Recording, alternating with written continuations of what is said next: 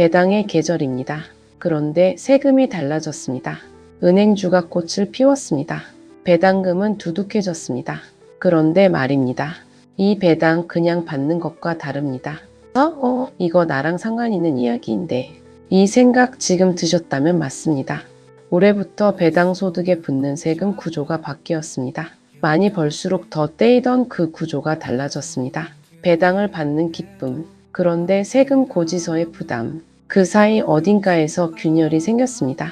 그리고 그 틈을 파고든 금융지주들이 있습니다.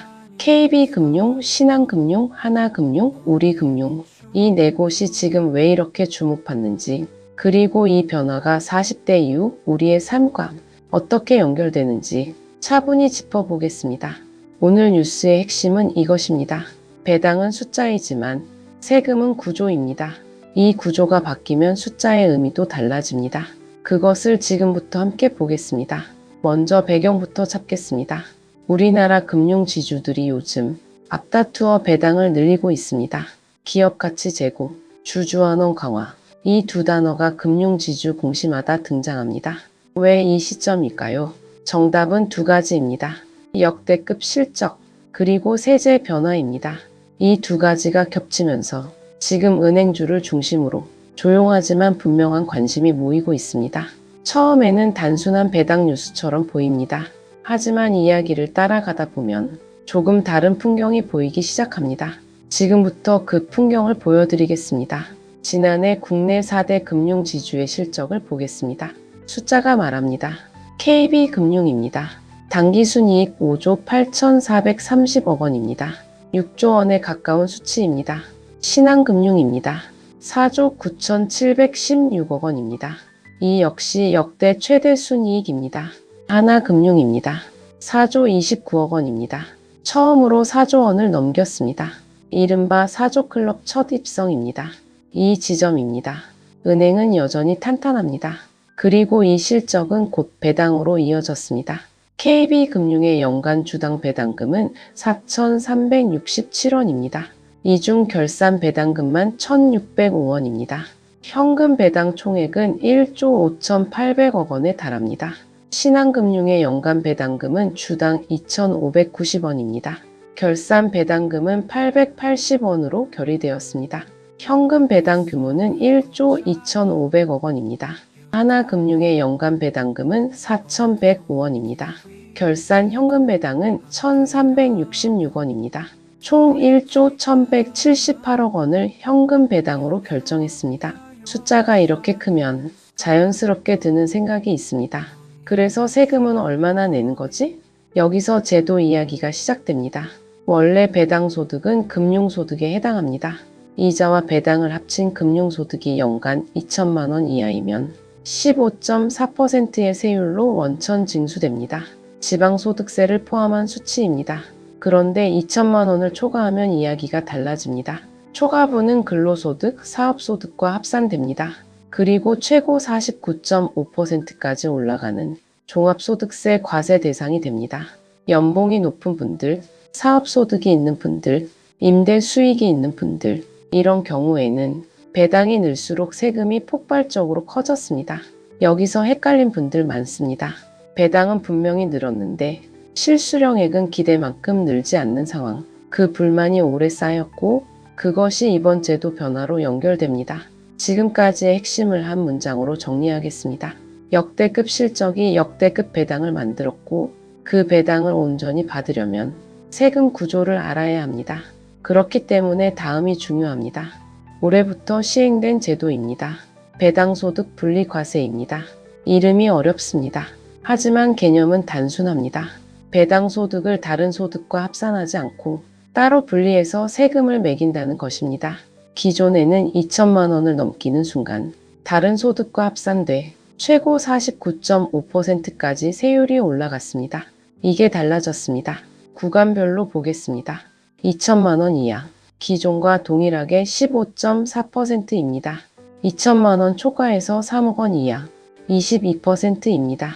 3억 원 초과해서 50억 원 이하, 27.5%입니다. 50억 원 초과, 33%입니다. 최고 49.5%와 비교하면 차이가 분명합니다. 이 제도는 올해 받는 배당금부터 적용됩니다. 통상 3월 주주총회에서 작년 결산 배당금이 확정되고 4월에 배당금이 지급됩니다. 그 배당금부터 분리과세가 적용되는 구조입니다. 그런데 이 제도 모든 기업에 다 적용되는 것이 아닙니다. 조건이 있습니다. 배당 성량 40% 이상인 기업 또는 배당 성량 25% 이상이면서 전년 대비 배당이 10% 이상 증가한 기업, 이 기준을 충족해야 합니다. 이런 기업을 고배당 기업으로 지정합니다. KB금융, 신한금융, 하나금융 모두 이 조건을 충족했습니다. 이 지점입니다. 배당을 늘리면 투자자가 세금을 덜 냅니다. 기업은 배당을 확대하고 투자자는 세후 수익을 지킵니다. 배당이 단순한 보너스가 아니라 정책 수단이 된 순간입니다. 이게 참 묘합니다. 정부가 세제를 설계하고 기업이 배당 정책을 맞추고 투자자가 세후 수익을 계산하는 구조. 세 축이 맞물리기 시작한 것입니다. 이 흐름을 이해하고 나면 왜 지금 이 뉴스가 나왔는지가 보입니다. 그리고 여기서 끝까지 봐야 할 이유가 있습니다. 아직 말씀드리지 않은 변수가 하나 더 있습니다. 우리금융입니다. 우리금융은 분리과세 기준을 충족하지 못했습니다. 실적이 나머지 세 곳에 비해 얕습니다. 하지만 다른 선택을 했습니다. 비과세 배당입니다. 감액 배당이라고도 합니다. 개념이 다릅니다. 일반 배당은 기업이 벌어들인 이익에서 지급합니다. 그래서 세금이 붙습니다. 비과세 배당은 다릅니다. 자본잉여금, 즉 상법상 자본준비금을 재원으로 합니다. 주식 발행 초과금 같은 것들입니다. 쉽게 말하면 기존 주주들이 증자 등을 통해 쌓아놓은 돈을 다시 돌려주는 구조입니다. 주주가 낸 돈을 돌려받는 것이니 세금이 붙지 않습니다. 우리금융의 결산 배당금은 760원입니다. 이 760원 전액이 그대로 계좌에 들어옵니다. 같은 배당, 다른 세금입니다. 그래서입니다. 이 지점이 지금 시장에서 주목받는 이유입니다. 우리금융은 이 비과세 배당 재원을 2024년에 3조 원 확보하겠다고 했습니다. 그런데 지난해 말 기준으로는 6조 3천억 원을 확보했습니다. 5년에서 6년간 비과세 배당이 가능한 규모입니다. 지금까지의 핵심을 한 문장으로 정리하겠습니다. KB, 신한, 하나는 분리과세로 세금을 줄이고 우리금융은 비과세 배당으로 세금 자체를 없앴습니다. 방식은 다르지만 방향은 같습니다. 주주에게 더 많은 몫을 돌려주겠다는 것입니다. 그런데 이게 진짜 핵심이 아닙니다. 문제는 이게 아닙니다. 배당이 많아졌다는 사실, 세금이 줄었다는 구조, 그 자체가 핵심이 아닙니다. 모두가 놓친 진짜 포인트는 따로 있습니다. 자산 구조의 이동입니다. 저금리 시대가 끝나고 예금 금리가 다시 내려오고 있습니다. 부동산 시장은 지역마다 온도차가 극명하게 벌어지고 있습니다. 연금 개편 논의는 아직도 현재 진행형입니다. 이 상황에서 안정적인 현금 흐름 자산에 대한 관심이 다시 커지고 있습니다. 배당주입니다. 특히 은행입니다. 이것은 개별 기업의 성과 이야기가 아닙니다. 더 큰 흐름입니다.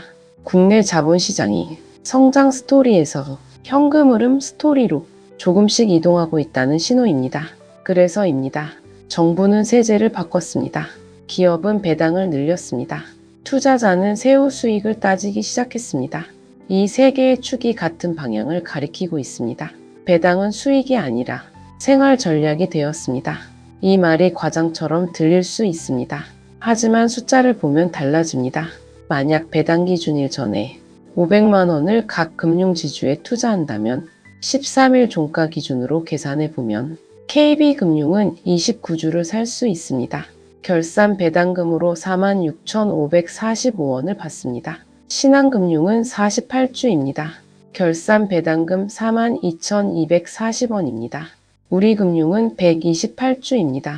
결산 배당금 97,280원이 전액 비과세로 들어옵니다. 하나금융은 39주입니다. 결산 배당금 53,274원입니다. 이 수치는 단기간 1%에서 2% 수준의 수익입니다. 물론 주가 변동은 별개입니다. 배당락 이후의 주가 흐름도 변수입니다. 그렇기 때문에입니다. 숫자는 매력적이지만 리스크는 항상 존재한다는 것. 이건 역시 이 뉴스의 일부입니다. 다만 흐름은 분명합니다. 자사주 매입, 자사주 소각까지 감안하면 KB금융과 신한금융의 주주환 원율은 50%를 넘어섰습니다. 하나금융은 46.8%, 우리금융도 36.6%에 달합니다. 배당은 이제 은행주의 정체성이 되었습니다. 그리고 KB, 신한, 하나도 비과세 배당을 준비하고 있다는 소식이 들려오고 있습니다.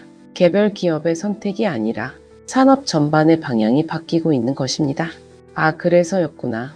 이 흐름을 보셨다면 오늘 뉴스의 의미는 충분합니다. 40대 이후의 투자자에게 현금 흐름은 단순한 수익 이상의 의미를 가집니다. 노후 준비, 연금 공백, 자녀 교육비, 은퇴 이후의 의료비, 이 모든 것이 현금이 필요한 순간들입니다. 배당은 화려하지 않습니다. 하지만 반복됩니다. 그리고 세금이 달라지면 실질 수익도 달라집니다. 그래서 지금입니다. 그래서 이 뉴스입니다. 은행주 강세는 단기 이벤트가 아닐 수 있습니다. 구조 변화의 신호일 수 있습니다. 이 가능성을 보셨다면 오늘 보도의 목적은 다 전달되었습니다. 지금까지의 핵심을 한 문장으로 정리하겠습니다. 배당은 늘었고 세금은 바뀌었으며 자산을 보는 시각도 함께 달라지고 있습니다. 배당의 계절입니다. 꽃은 피었습니다. 하지만 꽃을 볼 때 뿌리를 함께 봐야 합니다. 세제 변화, 자본 이동, 현금 흐름 선호, 이 세 가지가 지금 이 시점에 겹쳤습니다. 그리고 그 교차점에 은행주가 있습니다. 이 뉴스를 처음 접했을 때 단순히 배당금 몇 원 받는 이야기로 보셨을 수 있습니다. 하지만 오늘 이야기를 따라오신 분들은 조금 다르게 느끼셨을 것입니다. 배당은 수익이 아니라 구조입니다. 세금은 숫자가 아니라 제도입니다. 그리고 제도는 시장을 바꿉니다. 여러분은 어떠십니까? 배당을 보너스로 보십니까? 아니면 현금 흐름 전략의 일부로 보십니까? 이 질문 하나가 앞으로의 선택을 조금 다르게 만들지도 모릅니다. 다음 시간에는 배당 ETF와 은행주 직접 투자, 구조적으로 어떤 차이가 있는지 비교해 보겠습니다. 분산이 나은지 집중이 나은지 그 기준을 함께 살펴보겠습니다. 구독과 좋아요는 한 번 더 생각해 보게 만드는 힘이 됩니다. 오늘도 행복한 하루 되세요. 감사합니다.